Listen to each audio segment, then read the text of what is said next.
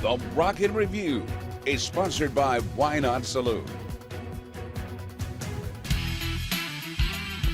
We're so pleased to have on the show an incredible country music singer, songwriter, and guitarist.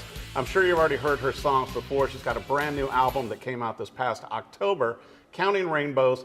Lexie Hayden, thanks for coming on, Lexie. Thank you so much for having me. I feel like I know you already from all your social media, and also we have a few mutual friends with like Priscilla Block and Stone. And Phil Vassar. And Phil Vassar. Yes. You know, yeah, it's like going, we know a few people. Yeah, and everyone's had nothing but good things to say about you. Yeah, $20 goes farther than you think right now, but I'm just saying, talking about your new album, Counting Rainbows, it's like, you know, I've got to talk about this single that you did on this too, with the music video and everything with Jason. Yeah. How did this all come together? So Jason's been one of my most frequent collaborators for many years, and actually Jason and I released a duet in 2022 called Breaking Up. Right. And that was on the CMT 12-pack. And yeah, that did very well. And it was a really special song, and Jason is such a big part of this record. Like, he wrote 4 out of the 9 songs, and so I actually didn't even mean to write a duet. We started writing, me and Alex Keel and Andrea Dawsey, and I go to the bathroom and I come back and they're like, this is a duet. They're like, Lexie, this is a duet. And I'm like, seriously? And so I was like, okay. So we like stopped and I called Jason, and then Jason and I finished the song together. Right. And then just did cool stuff on it. Like, just went out there. I really wanted that like gang vocal bridge and like very like the mic in between us with like us singing to each other. So the whole thing was really special. I can't imagine. I'm already like ready for the other duet with Well, you Jason. know, it was so interesting to me because I'll be honest with you, watching the music video and listening to the song, and there's so many great songs on here, and certainly nods to your influences, but it's like, I can't imagine the song not being a duet. Yeah, no, and now I can't either. And it was just something I had, it was just a title I had high enough, like I just can't get high enough. And I think about how you build a tolerance to things over time, and how you're like, you know, I barely get a buzz anymore, blah, blah, and it's like, okay, but what about that kind of love where you're like, I just can't get high enough? Right. And yeah, now I can't imagine it without him. Well, and I got to bring this up too on it, Lexie, to where it's like listening, you know, certainly your past songs and everything else, and this incredible album that you've released. It's like, it seems like there's a lot of relationship and some breakup stuff in there. You got there's a lot of relationship. I mean, tell me about this. I mean, do you go into a relationship just to break up to have new songs to write about? I mean, No way. Whoever does that is a psycho. I'm just asking. So I went through a tough breakup, and that's kind of the start of this, is that I was with my ex for 3.5 years. We broke up the beginning of 2023, and I was already kind of starting to write this record. I had just finished Daisy Jones and the Six for the first time. Like, it had just come out, and I just was like, I want to write a retro album. And I just started going to these sessions and writing these songs, and then I wrote Glitter, which is a breakup song. Right. And that's probably the only breakup, like true breakup song on that record. That's a strong song, though. And it's really just says everything I needed to say in that one song. The lyrics, the emotions. It's real, and then, you know, then I start getting into the dating world again, and you start having crushes, and you start like maybe like kissing people, and then whatever, and then you start having all these other songs about having a crush, and then having the crush not be reciprocated, and then you have a friend that maybe you like, and so then it just became like, I'm just writing about what's happening. Right. And that's what I kind of felt like listening to the album. I'm like going, this is like an emotional dating roller coaster. You know? I turned 30. No, I got out of my relationship, turned 30, and then all of 30 to 31 was just like dating, like getting back into the dating world and writing about it. And it's not necessarily all bad, like you see. It's like sometimes it's just like, it's fun, it's having a crush, it's falling again, it's realizing that you can, and then it's realizing maybe someone doesn't like you back, and how does that feel at age 30 to not have a crush reciprocated, you know? And so then I just ended up with a whole record, and I like that it's raw and real. Obviously, I would never break up with someone to write songs, but like, I'm not mad about it, because this album would not be here. And I was joking about it, because I also, with the title of the album, with Counting Rainbows, you know, I love the imagery on the front and also on the back of the album that you have also with the lyrics, you know, the song titles in the rainbow. It's such a cool way, and I understand that the rainbow is still standing also. She's been weathered and worn.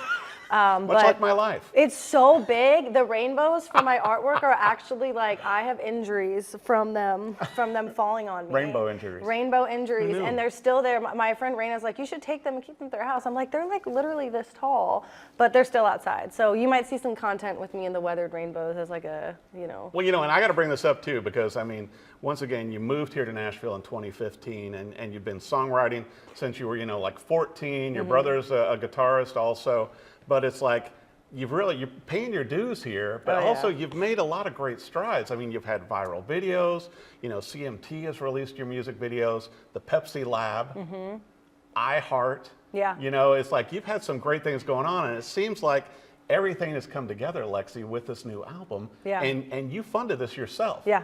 And I think it's amazing that you kept this down to one producer on this. A couple producers. I had one producer in the beginning. Why does this feel like a relationship thing? And what happened is I just kept writing with other producers, and then I would say, well, I want this to be on the album. And the thing is, I cut 6 songs with session players. So like, you cut 6 songs with session players, and you're kind of like, you're done. Once the day is done, you have your 6 songs. Like that's. And the musicianship sounds incredible. Yes, and then I started writing with different producers just to write, and then I would be like, well, I want this on the album. I'm not going to go back in and hire all the session players again just for one song. So hey, why don't you produce this for me? I'll have it mixed. That happened. How many producers? I think there's 7 producers on this. Wait, 1, 2, 3. No, maybe closer to 5 or 6. Okay. I should know. Yeah, but all different ones all over town. Wow. Jason Nixon is a producer on a couple of them well, too. Jason's so good. Yeah. But also, I mean, it sounds what I love about it, and you know, all joking aside, the album sounds cohesive still. Because you know what? because of me. Right. I think it's obviously the comment, and also it just depends on like what I bring into the room, and I did use the same mixing person for a lot of them, and then they're all mastered by the same person. So it's more just like you want them to sound different enough but still flow. Right. Yeah. But I mean, it's so, you know, that's what I was saying, you know, listening to the songs, it's like the lyrics and the emotions, it seems like you're really hitting your stride with writing these songs. And I got to bring this up also with your friend Priscilla Block. You know, you did co-writing a little song called My Bar. That's not bad. That'll help buy a couple guitars. That and looking back at that now, like having a song on radio as an independent songwriter, I feel like this is a lot of like just life. You know, I feel like I should have appreciated it more when it was happening. Like it was so cool when it was happening, but now I look back and I'm like, that was cooler than I thought it was. Like that doesn't happen every day where like someone who is not signed anywhere watches their song go top 40, top 30, top 20, and is able to collect 100% of the royalties and fund their whole album. And that's just, I have to be so grateful for that. Well, it's got to be gratifying to you, and also with the craft of songwriting, like we were talking about, to where, you know, you're paying your dues, you're doing this, you're out writing the songs, but also you've got a lot of mutual friends here, you know, in Music City, like Priscilla, that you've been friends with forever. And so it works. It works, yeah. You know, to be able to pull off a great album like Counting Rainbows, you know, and I love it though, talking with you, and you and I were, you know, commiserating before we came in studio about all of our side hustle jobs also, you know, and to where, you know, like for 2 years, you were doing the announcements on the bus. I was working on a tour bus. Right. I worked on a tour bus. I worked in retail. I was a nanny. I'm still dog sitting. You also an intern for Bobby Bones. An intern for Bobby Bones. I worked at BMI. I mean, honestly, just like name it, I did it. I tried it. Right. And now I can say that I'm full-time music, gigging, royalties, and then dog sitting would be probably the only side hustle right now is dog sitting because that's just, I just love dogs. Yeah. And like it's so easy. But I like it doing the bus tours also though, Lexie, to where it kind of helped you get comfortable on stage. Yeah. And like you and I talked about, because I mean, there are incredible, you know, musicians and incredible, you know, songwriters, but a lot of people aren't comfortable on stage. And that kind of brought you out, even though you've been doing YouTube since high school. Yeah, it brought me out in a physical sense of like being there in front of people. And so I worked on Songbird tours, which was only a bus for like 3 years, I think. Well, it was such a cool deal. Such a cool deal. Yeah. And unfortunately, COVID, you know, crashed the bus. We Right. couldn't, you know, the bus is no longer rip to the bus. But it was really good for what it did, and people really appreciated it because the whole tour was based on songwriting, was based on publishing, and so we would basically run down Music Row, and I would be like, on your left, this is where this song was written. On your right, this is where this song was written. Or here's Garth Brooks' studio where they recorded Thunder Rolls. And so it's so unique. And then in the dead space, we would have songwriters play. And there was a stage in the back of the bus. And so I would sometimes be the songwriter. I would sometimes be the host. Sometimes I would be both. How incredible. And my favorite part is when Trey Bruce, the owner of the bus, he would start to play his hits. And I would be on the other side of the bus with my headset. And I would come in and start singing the chorus to his song Forgive, Rebecca Lynn Howard. And everyone would turn around and be like, oh my. But I think it goes back to the magic, because I mean, you were raised in Virginia, and got your college degree and everything before you moved here. But it's part of the magic of Music City that you get to do that. And now you look at how your career is progressing, and now you're working on even more new songs for TV and film. Yeah. And with Fox. On sync, yes. With Fox Entertainment. So that's been really fun creatively. Is like coming out of this record I was writing for myself for the past year and a half. And then last week I got to go in with Fox Entertainment. It was a camp, actually, for Nashville songwriters. And we got to write for their TV shows. So we had specific briefs for each of the Fox shows. And it was like just a different side of my brain. Right. Like writing for a medical drama. Right. Writing for Farmer Wants a Wife. So it's totally different than like MTV, like Pop Stars that you did also then. Yeah, because that was original songs for me. You're right. Writing for a medical. Deal. That kind of gets you some attention. Yes, and being on MTV, like bucket list for me. Like I was on MTV. My music videos were on MTV. It's on your resume now. This is one of the songs I wrote on MTV called Sunshine, which I hope. And they gave you a free tattoo. Man, I wish this was not free. They did give me a lot of things, though. A lot of Pepsi. Yeah, but also you get free Elixir guitar strings because you're an endorsed artist. I am an endorsed artist. Which you with can use strings. for your incredible Gibson guitars that you write and play out Yes, I love my Gibson. I have a Gibson 12-string, which really, that was like the beginning of the retro stuff, was like buying the 12-string and then putting the 12-string on some of these songs and just writing with the 12-string. It's just such a different feel. It feels so like Eagles, Fleetwood Mac, and Sheryl Crow, and so having the Gibson 12-string like helped a lot of these songs, and there is 12-string on a lot of the records. Well, and I also like it too, and I heard the 12-string on there, but that you went guitar shopping with your brother. Yes. And I think that is so cool. Yeah. When you're going into Carter's and Gruen's and everywhere here in Nashville. And he's better than me, like at guitar, and but you're the songwriter though. Yes, he doesn't write songs. See. He can just Everybody's shred. got a niche. He can just shred. But I think you're going to be taking these guitars out on tour. So you've got big tour plans, everything else coming up, for in through 2025. Yep. Any big news you can tell us about besides, the album being on CD also? Yes, the and CD you will is personally coming out. mail them. Yes. From your personally, house. hand touched, hand signed. I'm going to sign every single one of them. I love to put a personal touch in any of those kind of things. And new merch.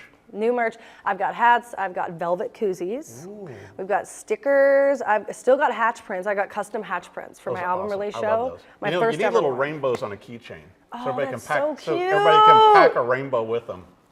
Great idea. See, it's like a little piece of Lexie with you on a keychain. That's so cute. That's actually a really, really good idea. And even maybe I could get it personalized with my name. I know, right? With Lexie Hayden. See? Oh, that's such a good idea. Okay. There we go. I'm going to be looking and it's going to be on the website too, though, right? Yes, I'm going to get a shop going on my website. Well, I want to make sure for our viewers, to keep up with everything with your tours, with everything else, your social media, with the keychain rainbow, and also with the CDs, where they need to go for everything Lexie Hayden. Yes, www.lexiehayden.com, and you need the E at the end of Lexie. You're never going to find me. LEXIEHAYDEN. Everything's just Lexie Hayden. Instagram's Lexie Hayden. TikTok's Lexie Hayden Music.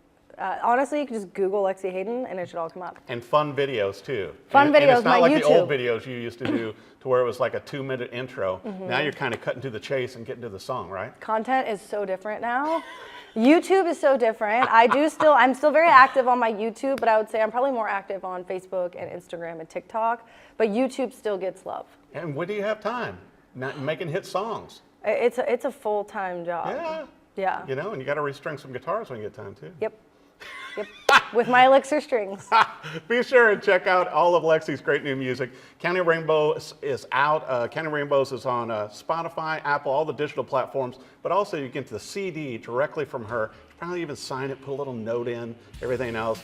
Check her out. Be sure and go see Lexie play live also. And she'll be in Virginia. You know, you never would know. All over the United States, right? And just booked my first show in Florida in 2025.